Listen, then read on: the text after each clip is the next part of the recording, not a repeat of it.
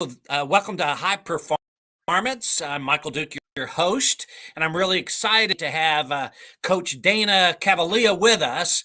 Dana has been a World Series champion. He's going to tell you more about that during our conversation, but he's also a performance coach today. Dana, welcome to the program.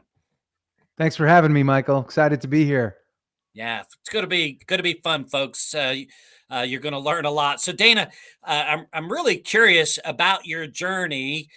You were the director of performance for the New York Yankees, correct? Yes, that's where I started my career. Well, I started my career actually as an intern, and before that, I started my baseball career as an underperforming player that relied heavily on coaching. So people always say, "Hey, how'd you get into coaching?" And the truth is, I wasn't good enough to get to the big leagues as a player.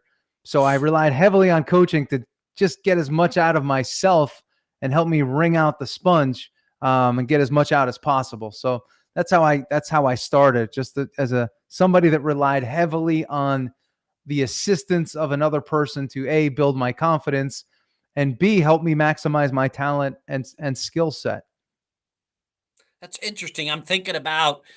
We were talking. I'm a Cleveland boy. Are you from the Boston area or New York area? Where are you from in the Yeah, Northeast? I'm from New York. I grew up on Long Island. Okay. So I'm a New York guy, born and raised, and now I spend time between New York and Florida. So I get a mix. And most New York people, when the weather gets cold, end up migrating to Florida anyway. So I guess I'm still that New Yorker by Yeah. profile. Who could blame him? As a Cleveland boy, I'm thinking about Marty Schottenheimer, right? Marty Yeah. Schottenheimer, the Browns football coach. He was not a starter when he played football, and yet you'd have to say that in terms of a Browns coach, one of the most consistent performers when he was in coaching. He was not a starter. He was not a champion, but he learned from watching and being coached. So, what I'd love to hear from you is your journey of baseball and how you ended up as an intern for either the Yankees or whichever program that was, and how you became their director of performance. And tell me what a director of performance does for a team in the bigs. Yeah. Well, I'll start off with what a director of performance does, and really, it's helping every player to maximize their overall performance. And what I say is you help them close their gaps wherever their gaps may exist. So for some players, they're looking to improve their speed. For others, they're looking to improve their strength.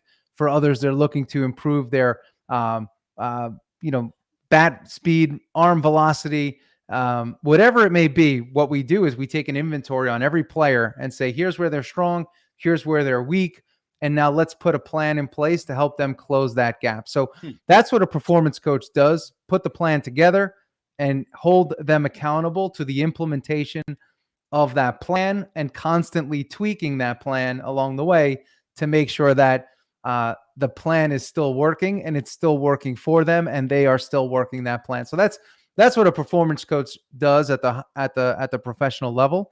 But my journey, really, I started as a kid in New York. I loved going to ball games. I went to my first ball game with my father at Yankee Stadium. I always say we sat so high, you got to watch the planes go by and a ball game all in the same day. And my parents were both teachers, so when all the rich people got up, then towards the end of the game, we got to walk down and get a little bit closer to the field. And I remember being in eighth grade, I went to my first game and I saw this guy on the right field foul line, and I looked at that guy and I saw the players interacting with him, and I just had a mental image that I filed in my mind. And it turns out that guy was the director of strength and conditioning coach, performance coach. Name was Jeff Mangold. And years had gone by. I ended up going to college at the University of South Florida in Tampa, and I was studying sports medicine. And I started interning with the football team. I'm not really a big football guy. I'm much more of a baseball guy. And the head strength coach comes up to me one day and says, "Hey, I got a call from the Yankees, and they're looking for somebody to intern, basically hand out towels, clean the weight room, hand out waters. Would you have any interest in that?" And I said, Mac, that's the whole reason why I came down here to Florida, was for that opportunity. So ironically, The day before he gave me that opportunity, I went to spring training. I pulled up in my piece of crap car. I parked about a mile and a half away because I couldn't afford parking. And I walk up to this chain link fence and I see Derek Jeter. I see Mariano Rivera. I see Roger Clemens, Andy Pettit, all these great players. And I'm mind blown because I grew up watching these guys. And I'm taking pictures through the chain link fence with everybody else, all the other fans, and I'm sending them back home to New York for everyone to see. And again, later that day, I end up going and meeting with the strength coach at the University of South Florida. And he gives me that opportunity. And I said, well, when do I start? And he goes, you start tomorrow. So I drive back up. I drive back up to that stadium. But today, instead of a mile and a half away, I have a parking spot that's right up front. So I park my car. I walk into the office and they say, hey, are you Dana Cavalea? I said, yes, I am. And they throw a credential and a lanyard around my neck. And it says C for clubhouse access, F for field access. And I'm walked into the clubhouse. They throw me in Yankee gear. And next thing you know, that same field I was taking pictures of through a chain link fence the day before, I'm now in the middle of. I'm in the middle of team stretch. And it was a crazy turn of events in a very short period of time. And it really changed my life. And it showed me a great lesson that your life could literally change like that. In 1 minute, you could be on one side of the fence, and the next minute you could be on the other side of the fence. Wow. I love how Yeah. you present that because that's, I mean, snap of a finger, right? It really was. And, people say, well, I mean, there's a lot of talk about, planning for success. And I believe in that. But a lot of it has to do with positioning yourself and just putting yourself in the environment and being enthusiastic, which I was, being excited, which I was, being passionate, which I was and am, all of those things. And I put myself in a position and things just began to align. And I didn't force it. This was not a forced thing. This was putting your best foot forward and immersing yourself and believing that something great could happen. Under Hmm. those timelines, not that I didn't believe it. I wouldn't have believed it if somebody told me that. Yeah. Yeah. Like this is going to happen to you. It's like not in a million years, right? Yeah, it was just wild how, you could be a college kid, which I was at the time, working at Busch Gardens part-time, making a few bucks an hour on the back of the tram, welcoming people to the park, right? And then next thing you know, I get this amazing opportunity. And I knew once I got that opportunity, it was time to dig in and and go for gold. And that's what I did. I gave it everything I had, and I said, this is my shot. I didn't have any family members that knew anybody that could give me, an inside track. I didn't have any of that. My folks were teachers on Long Island, and I was a kid with a dream, and I went for it. And I still live my life like that today. You just go for it and have that enthusiasm that a young, naive kid would have. And a buddy of mine is Kevin Plank from Under Armour. He started Under Armour, and he has a great saying. And the saying is this: when asked how he did it, he said, "I was always smart enough to be naive enough to not know what I could not accomplish. I I was love it. always smart enough to be naive enough to not know what I could not accomplish." Yeah. He didn't have guardrails up. He didn't have limiting beliefs, right? Yeah, To what the potential was. That's beautiful. yeah. And how many of us today, we can easily start getting nervous and fearful and hesitant and putting our own guardrails up that don't even exist all the time. Yeah. When you think about that moment in time and I guess it was a football coach or the strength and conditioning coach from USF, you're going to love this. I'm a USF grad, Come on. 1981. Yeah. Wow. USF. Wow. All right. Isn't that Yeah. crazy? Okay. That Yeah. is that's nuts. So you were a Yeah. Tampa guy. I was a Tampa guy. I went down there for Bible college and loved it so much. Did freshman and sophomore year and stayed, got an apartment and finished my degree in business at USF. Yeah, went on later to get a master's, but did that back in Kentucky. So I get USF. But the question I wanted to ask you, Dana, was what do you think you had done to put you in that position so young. I mean, being a part-time employee at Busch Gardens, I'm wondering how that teed you up. Where this guy would say, "Hey, Dana, why you? Why did he Yeah. say you uh, consider this internship?" Well, I'll tell you this about Busch Gardens before we get to that. What it did tee up was a knowingness that I do not want to do this for a long period of time, and I'm doing it because I I have to get a car because at the time I was riding my bicycle from campus to work. I That's a bought good little 150. little bike ride. Yeah. Yeah. It is, and I bought what was it called? Like a Murray, I think it was a Murray mountain bike for about $150 from Walmart, and that's what I drove. And I rode to to my work at Busch Gardens, and I knew, every time in my life that I've done jobs that I just really didn't care for or want to be at for a long period of time, it sparked an emotion in me that said, okay, I got to find what's next. I got to do what's next. I have to get out of here. Mm. And with the Yanks opportunity, I think the reason that he chose me to do this was, A, he knew I was from New York. B, I was very clear when I came down what I wanted, right? I told him my goal was to get into professional baseball. And his name was Coach Ron McKeefer. Coach Mack, being a great people person and talent identifier and placer of talent, he had a gift for that, and we still have a great relationship today. And he opened up that door, and it was my job to run through it. But I don't know. I think it's, enthusiasm is a word that's not spoken of very much, but you could go far with enthusiasm, and I had it, and I always have it because Yeah. I'm an excited person for what's next. Yeah. When I think about an event in my life, so I'm in business school, and I would go home. I was always willing to work. I worked part time down in Tampa, trying to make ends meet, Yeah, and so my dad didn't have to send me money, uh, for dates. Of course, that's back. I'm a lot older than you, but 20, $25, you could go out on a date and have a good time back oh yeah, in the around 1980 or so. But one of the summer jobs I had was a mattress factory, and it was an old Hmm. school, very little, if any, modernization or conveyor system. I'm all of 130 pounds, and I'm lifting and tugging, and I'm packing these mattresses in a very dirty environment. And I'm making the best money, like $6.50, more than I'd ever made before in my Yeah, life. But at the same time, saying, this is not what I want to do for a living. I do not want to make a living with my back. I want to make a living with my mind. yep, And those pivotal events, sometimes the people teach us, I don't want to be like that. We get a leader who's a bad leader, teaches us, okay, I don't want to be like that. And a bad job can teach us, right? I don't want to have a job like that.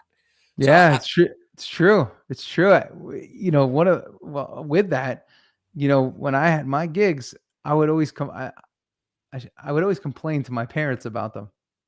My father would always say, he said, "Listen, this is the words I always hear. It's temporary. It's temporary." And then that would always be followed with, life is about delayed gratification. And then he's a that was wise also, fella. Yeah. yeah, yeah. So when you think about it, it's temporary. Life is about delayed gratification.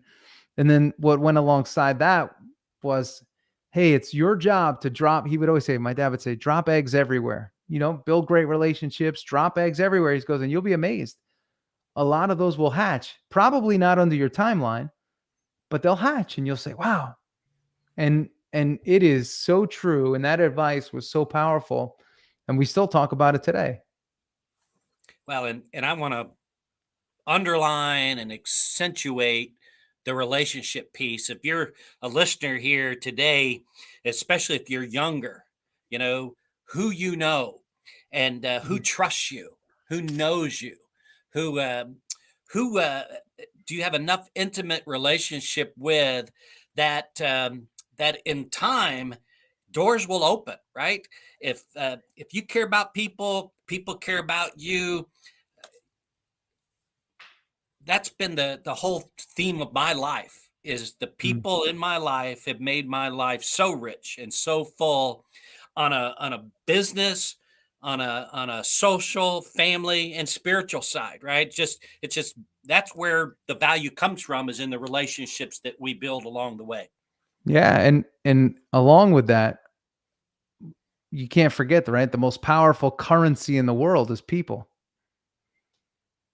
Everybody's focused today on acquisition of things and of financial gain, but it's at the root of everything is people. And that's what I've always found. If you know enough people and you engage enough people and you enjoy the company of enough people, everything changes for you in your life for the better, usually, depending on the Amen. type of people you surround yourself with. But I'm Yeah. guessing everybody here surrounds themselves or attempts to surround themselves with winners. I had a pastor on my show a couple weeks ago, and he's a great coach from South Florida that I'm friendly with. His name is Coach Tom Mullins, and he said, "Run with champions in all that you do. Run with champions in all that you do." And it's people, Yeah. people, people, people. I heard this first from the youth leader in my son's program where we went to church. And I've never forgotten it, repeated it 1,000 times. He said, "Show me your friends and I'll show you your future." Yep, I mean, and that's powerful. powerful, not just for children, right? Who they're hanging. It's powerful for us too. Yeah, Our friends are a 100%. reflection of us. Our friends, are a part of who we are and what we can achieve and who we become. No doubt. Yeah, 100%. Absolutely. So pick us up. How long were you with the Yankees? Tell us about the journey from there to kind of catch us up to the present time. Yeah, so I spent 12 years with the Yankees. We won a championship in 2009. That was a lot of fun. It was the last championship that the organization has won to date, which is also a fun, friendly fact. Um, but it was a great journey and a great organization to be a part of. And what I what I what I learned while I was there was that everybody needs coaching, no matter how talented and how much ability one has. Uh, it's always to your advantage to surround yourself with somebody that can help you sort your own mind and sort your actions, and even be there just for a sounding board to help you create clarity, because that's what I find. Most people are in pursuit of happiness, but they're really in pursuit of clarity. And when you feel clear about things and you know where you're going and you know why you're going there, life becomes easier to live. So in knowing all of that, I saw an interesting void in the space of business. I work a lot with leaders in business, executives. I work in the finance industry, private equity, venture capital, and I got there because I saw these leaders that had no coaching. And I said, wait, like, who helps you with your stress management, with your training program, with your leadership skills, with your ability to create clarity and define what it is that you want in your life? Who helps you with that and does so in a way that is uninfluenced by other parties, but does so for the love of A, what they do, but B, most importantly, getting you to where you want to go. And that's the joy that coach has. So that's how I got into it. And it actually began at Yankee Stadium. It was a September game. I forgot who we were playing, but I was leaning on the batting shell as the players were taking batting practice. And I had a friend of mine call me over and he said, "Hey, Dana, can I talk to you?" So I said, "Hey, Ray, what's going on?" And he said, "I want to introduce you to somebody." He said, "This is my friend Daniel." And I said, and Daniel was a shorter man, and he was so happy to be there. He brought his son to the game that day, and he said, "Hey, do you train guys like me? Do you work with guys like me?" And I jokingly said, "Well, it depends how much you're paying." And he got a kick out of that. Anyway, he asked me for my number. I gave him my number. And at the end of that season, my contract actually did not get renewed. So I was, I had a full career. I had a bunch of training facilities that I owned as well. So I was looking to transition anyway. But my contract didn't get renewed. So literally, I want to say it felt like 2 days, a day or two after that, I get a call from this guy, Daniel. And he says, "Hey, I'd love to start working with you." Well, little did I know that he was a multi-billionaire that owned a professional sports team. And I had no idea. And anyway, to date, we have a great relationship and he's a great friend and we've worked together for years.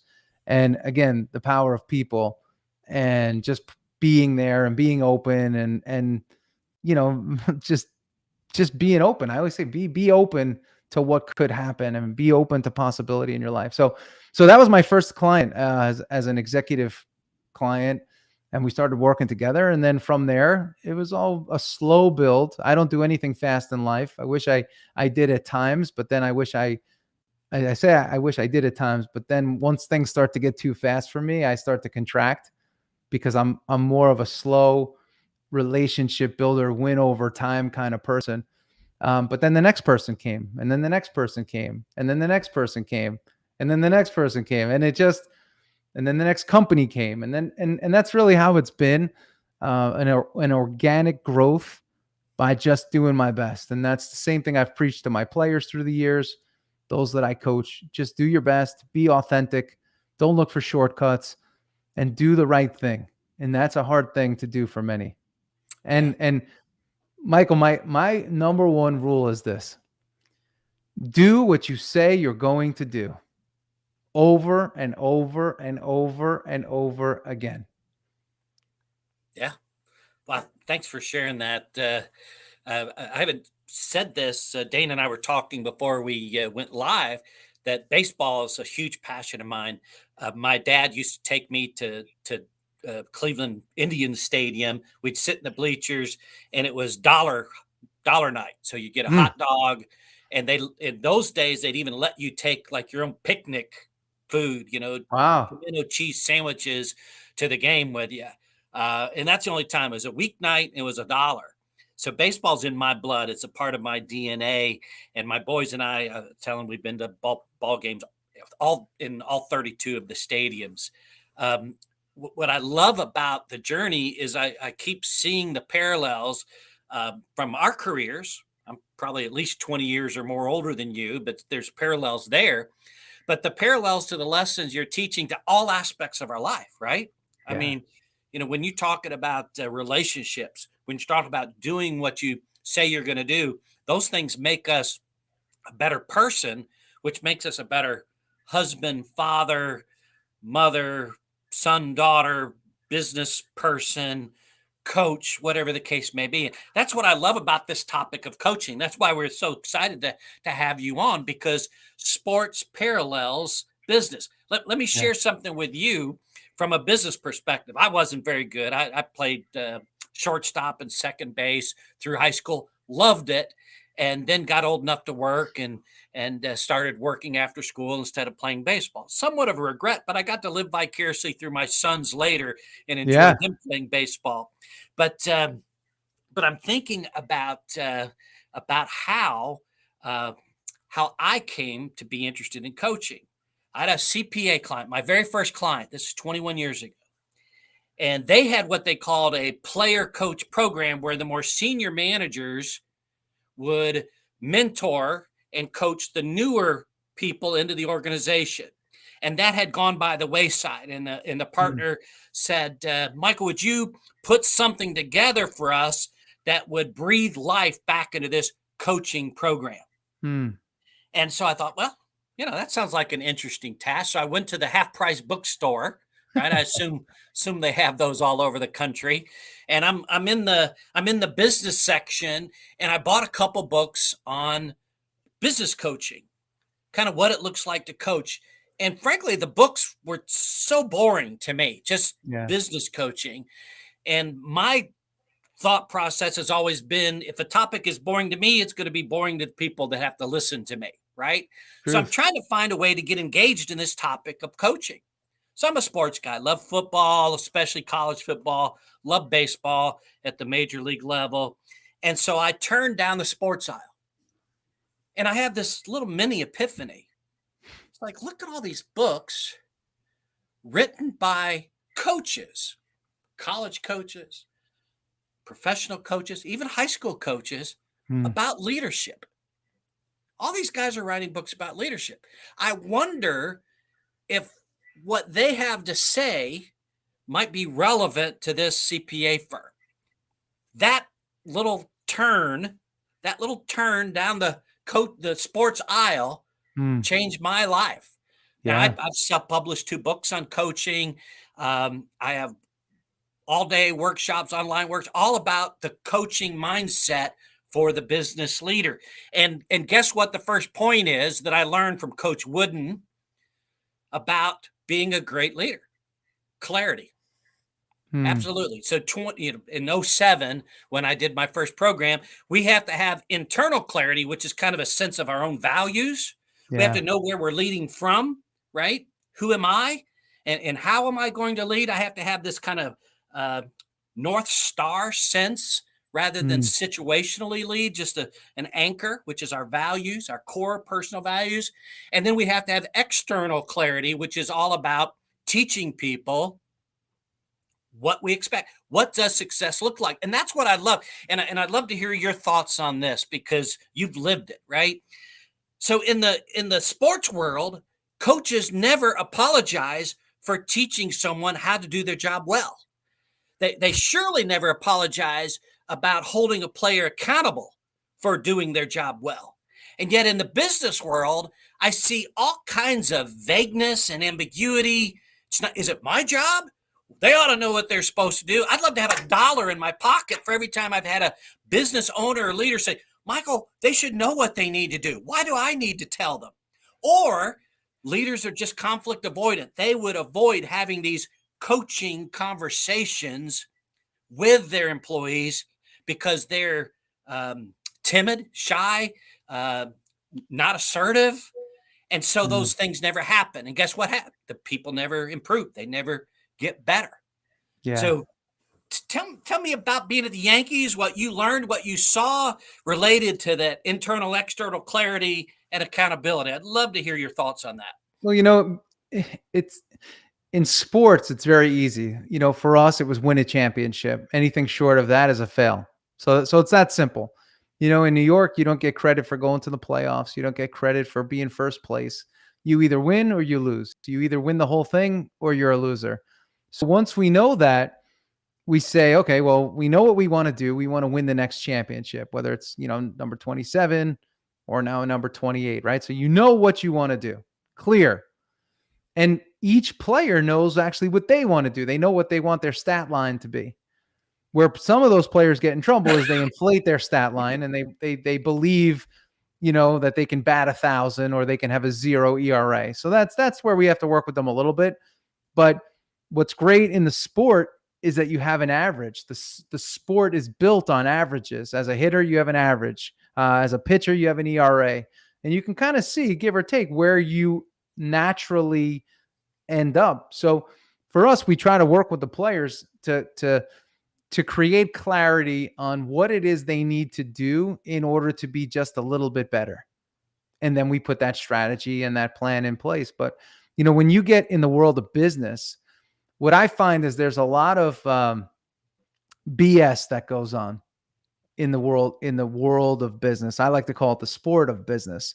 Hmm. Most people in the sport, when I consult and I work with companies, I ask the simple question, hey, what does winning mean to you? And you'll be amazed at how many deer in the headlight stares you get when you go to an individual and ask them that. And then when you say, hey, what does winning mean to the company? And they may rattle off the mission statement, or they may rattle off some, HR doctrine that's been put together. But you have to be able to define what winning really means. What does it mean to us as a team? Like this executive team, this leadership team that's sitting right here, right now. It's great what the mission says, and it's great all about all of that other stuff. But what does it mean to you individually? And then what does it mean to us collectively? And when we can start to create clarity there, what we then start to do is improve this other magical word that's a corporate buzzword, communication. Because now we start to know what we stand for. And then we start to ask each other, hey, what does winning mean to you? So now I start to know what it is that you want. So now I know how to motivate you a bit more. I know how to communicate with you a bit better. So, and then the other buzzword is culture. And when you have a disjointed leadership team that doesn't know what they want, isn't clear, you have individuals that can't define what winning means to them, there's no way you can create any culture but a confused culture or a negative culture. So this is what I see in the corporate world. And then there's these guardrails that are set up by HR that tell many how they could communicate and how they should communicate. But most of them, like you said, they're conflict averse.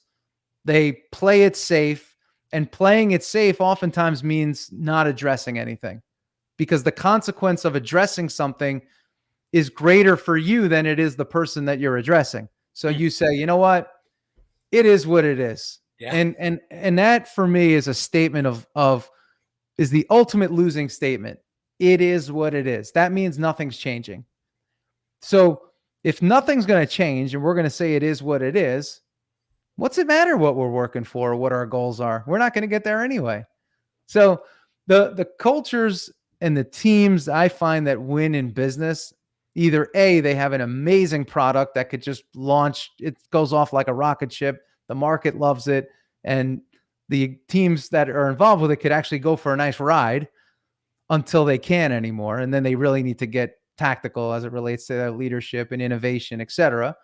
But the teams that go the furthest are the ones that are very open, they're clear, they can communicate openly without restriction and without worry of consequence. Yeah.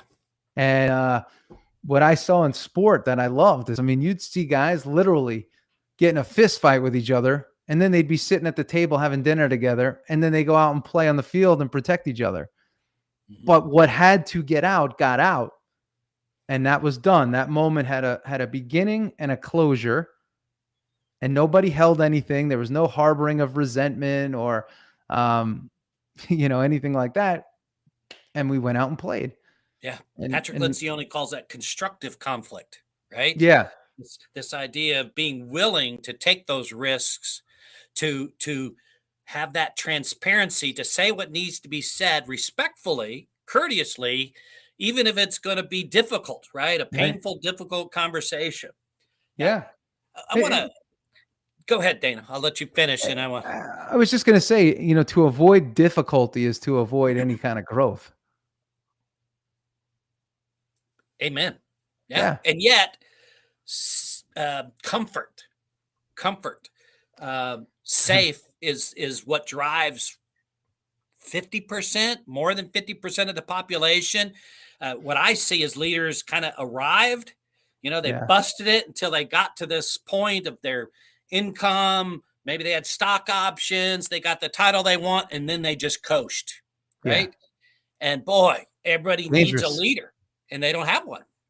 Yeah. Yep. And the other thing that happens too, what I find in some of these corporate environments is that, let's say you have somebody that's a great salesperson, excellent, the best salesperson.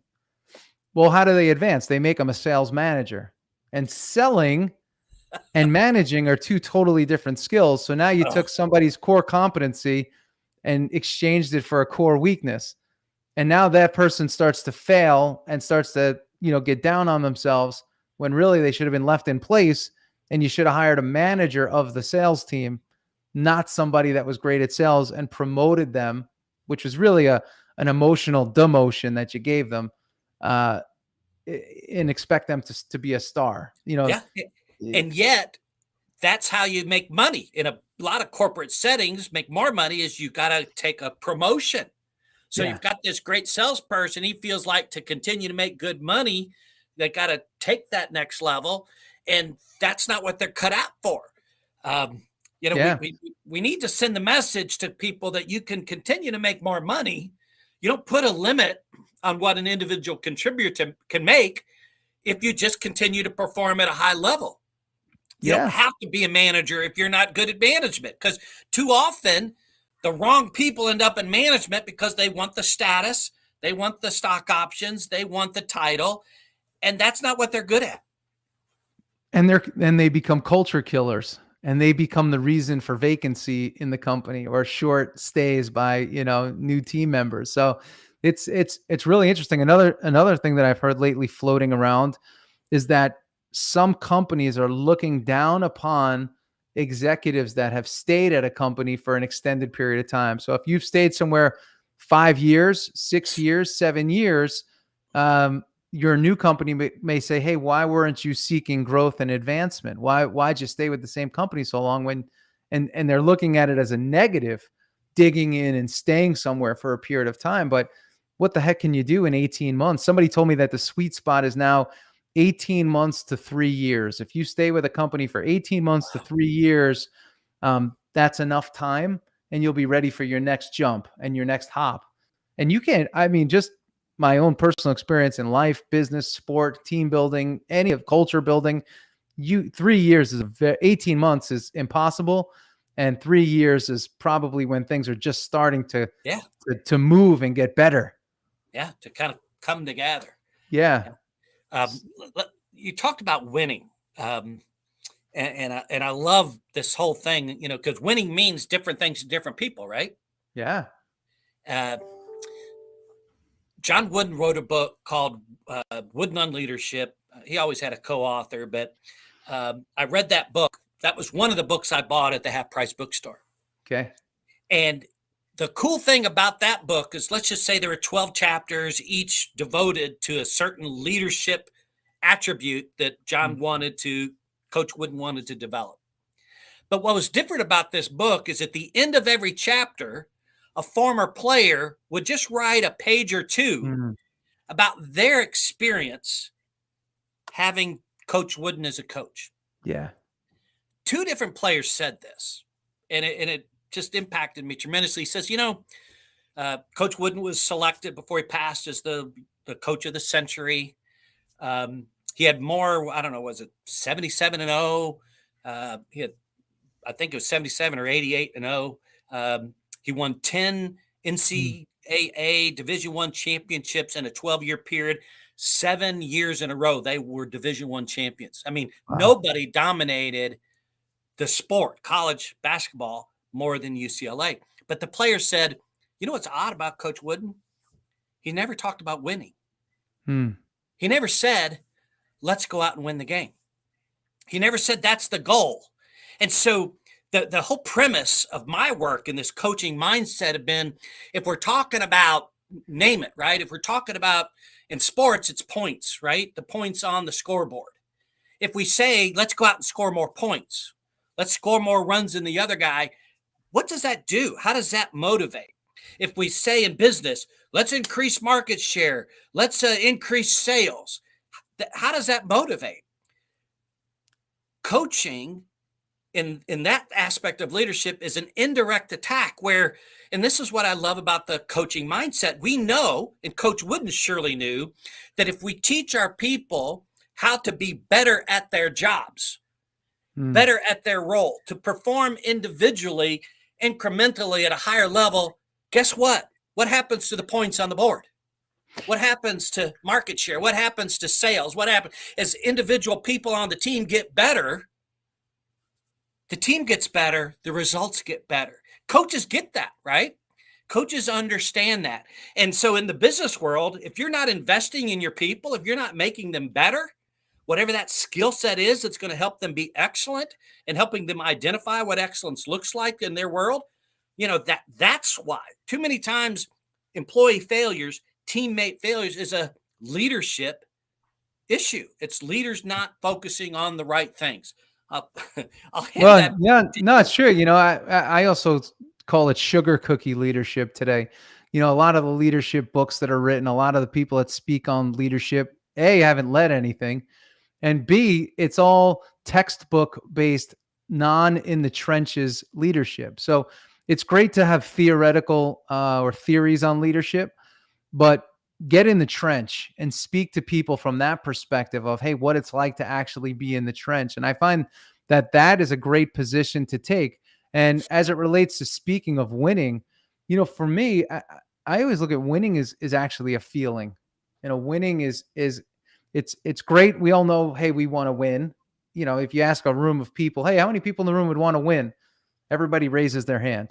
I But want to be a winner. Yeah. yeah, I want to be a winner. I want to be a winner. I want to be a winner. But the real question is, well, are you willing to do what it takes to be a winner? And that's the difference. When you say, well, what does it take? And if you go around that room and you say, hey, what does it take to be a leader? And what does it take to win? You'll get a whole variety of different ideas and statements that are made, many of which I have found the people that are saying them don't even believe in what they're saying. They've heard it somewhere. You got to be on time. Well, are you somebody that's on time? And if not, why not?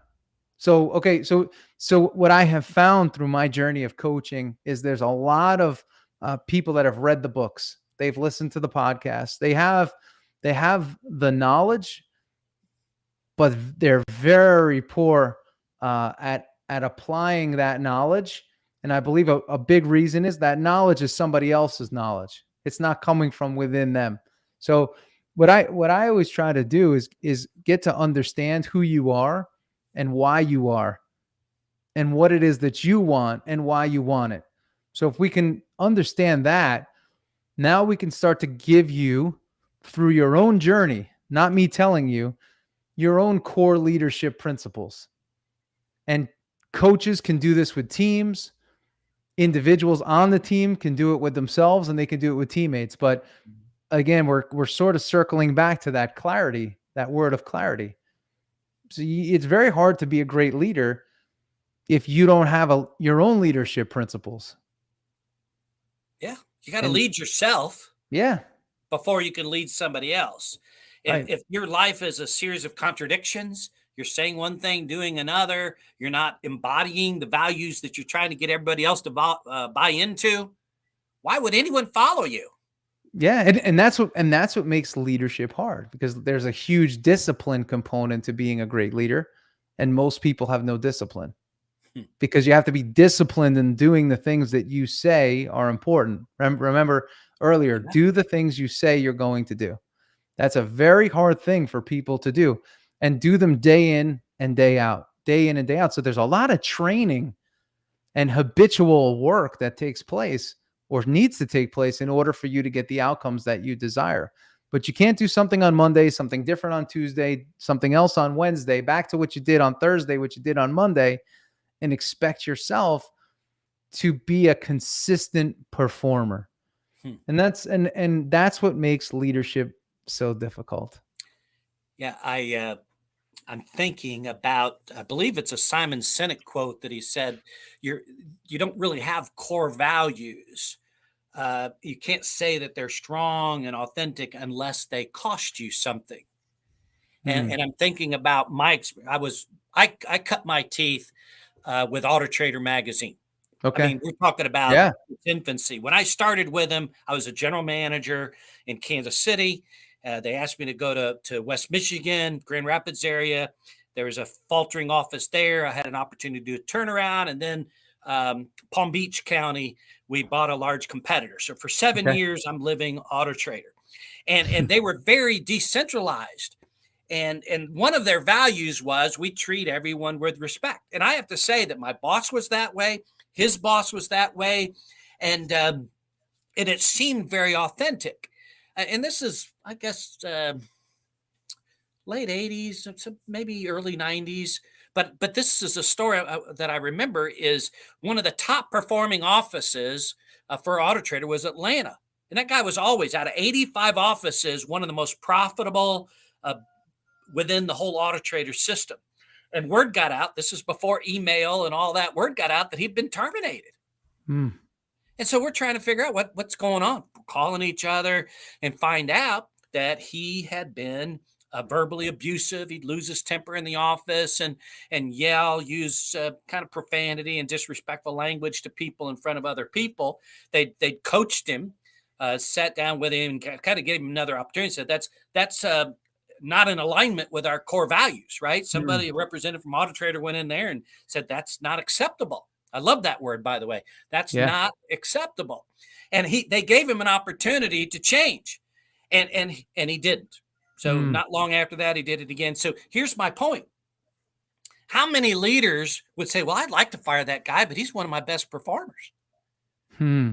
Yeah, he's violating our values, but man, I can't let him go. Who am I going to put in there?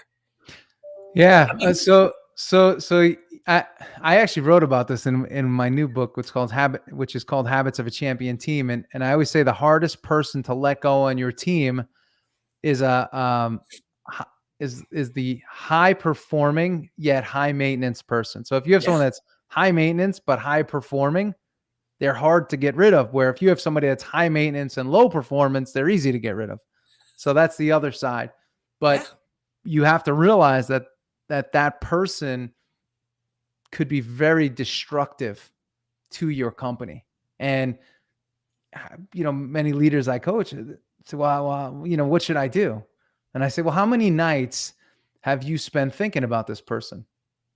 And if it's more than one or two, they got to go yeah. because there's a cost to you going home and thinking about what you should do with this person. I knew I was going to love this conversation, Yeah. and it's true. It is true. They're so afraid of the short term, the profit loss, right? Yeah. Their mindset is, I'm not sure I can recover. Mm, But what's awesome about Auto Trader, in my personal experience with them in the leadership, they were in Norfolk, Virginia, is they put values and an alignment and support of values in recruiting leaders into that had alignment with their values.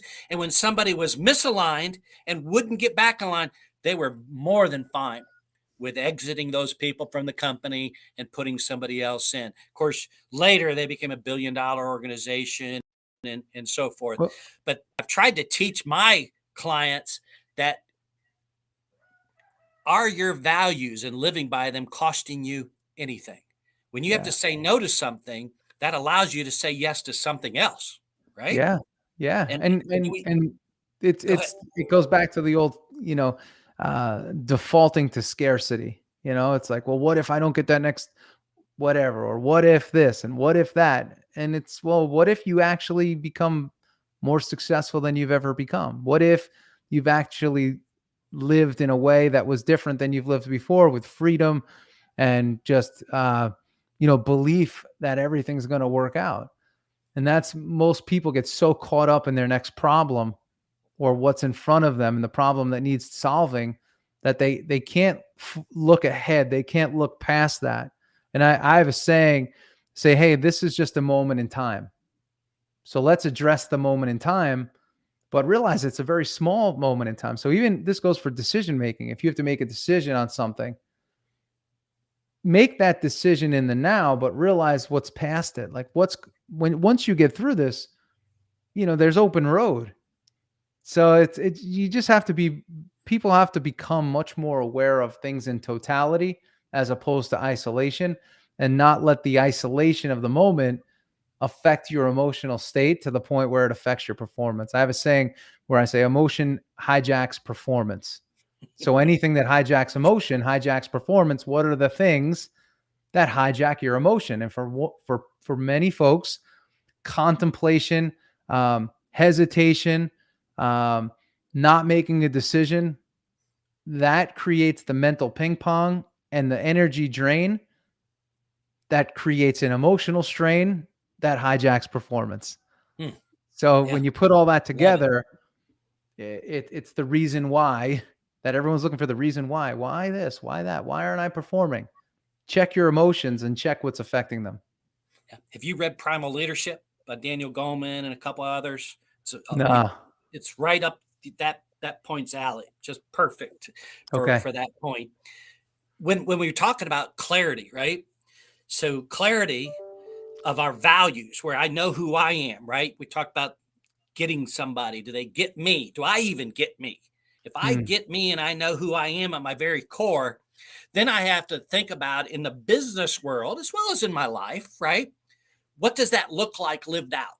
What do those values look like Some people use the word operationalized. I have a client with a company, and that's the word they use. We're going to operationalize our values. Some of the authors, Goldman and others, talks about actualizing those Mm. values. People need to see. For instance, you start a company and say, "We really believe in honesty. We really believe in respect. We believe in what." Well, what's that look like, right? Yeah. I hear the word, but what does it mean lived out?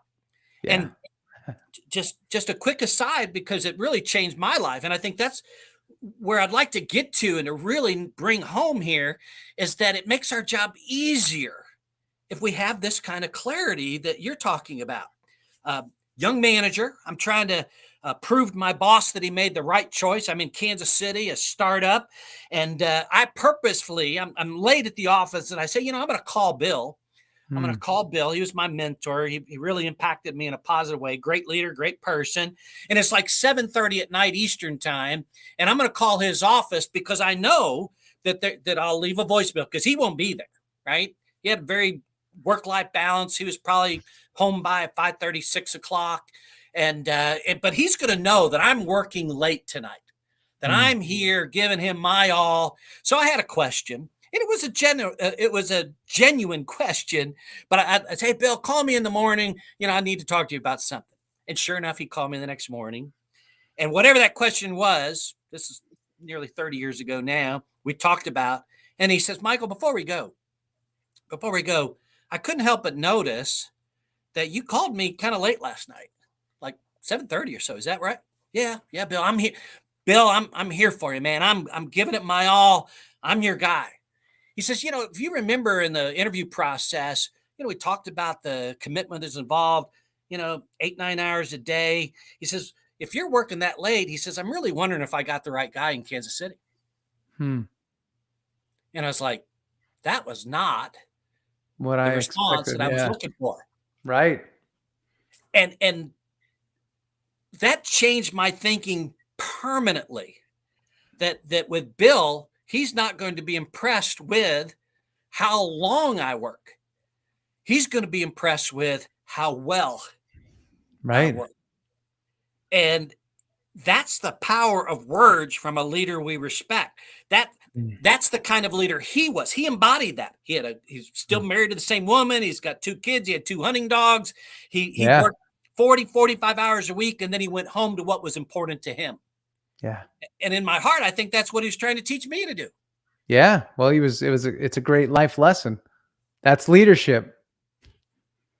And it taught me about values and how important it is to live by our values and not by perceptions or Mm. reputation or this contrived sense of who we are. Right. Um, True.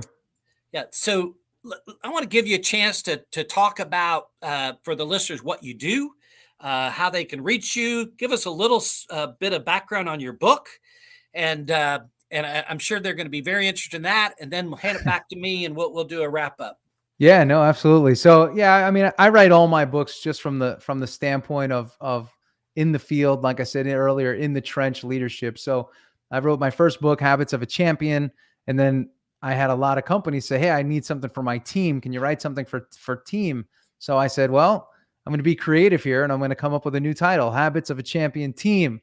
And both books are Awesome. written to take you through a personal journey, but ultimately to get you to be your best, your champion self. And then the champion team book is written in a way for you to get the most out of your people, but starting with you. And that's really the whole idea behind the book. How do you create champion teams? It starts with a champion leader. The champion leader then works with the team strategically to get each member of the team to become a champion in their own right. And then collectively they go on a journey to win together or put their best foot forward and move towards victory together. So that's the whole idea. So, and then each day I write a daily blog on danacavalea.com. So I do that Monday through Friday because I believe coaching is about touch. It's about daily touch points. It's not something you do once in a while.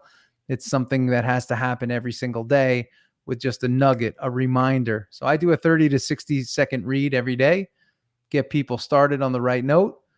And then I do a bunch of different educational videos and teaching as well on YouTube as well. So that's my deal. and I love what I do. I love coaching individuals, and I love coaching teams. So that's how I get my fulfillment. And then I go do my own thing outside of that, right? I do the coaching, and then I find time for myself to do things that I enjoy. Awesome. Do you still have any coaching businesses related to sports, or are you all in with executive coaching and leadership development Well, now? I do executive coaching, but I also work with college baseball teams and athletes all over the world, putting together their training programs and such. So it's a nice mix. I always said if I left the sports world completely, I wouldn't be effective in the business world, because the sports world has an edge to it. It has a fuel to it and an energy to it that's missing in a lot of corporate environments. So when I go in there, I bring that 100%. It's a different edge, and it's unique to the marketplace as it relates to business. Yeah, well, I knew I was going to enjoy this conversation. You can tell Dana brings a lot to the table. If you're looking for an executive coach, or you're looking for someone to guide you in the development of your team, reach out to him. I know that you'll get a lot of value. Uh, One of the reasons why this has been so interesting to me is we parallel. I'm 20 years further along the road in terms of age, but I love coaching. It's one of my passions, and it's been so fun to help business leaders look at the world of leadership from a sports coaching mindset. And Mm. that's what I love about our conversation today is you help really bring that to life for me and for everyone that's listening. You can find me on LinkedIn at Michael Duke, in Kentucky. Usually I'll pop up pretty quickly there. I'm a Vistage chair as well as an executive coach, and you can find me on michaelduke.com. Dana, it has been my distinct pleasure to meet you and to speak with you today. Thank you for being generous and sharing your wisdom and experience. And I wish you every good thing in the new year. Likewise. Thank you, Michael. All right. Take care. Thank you.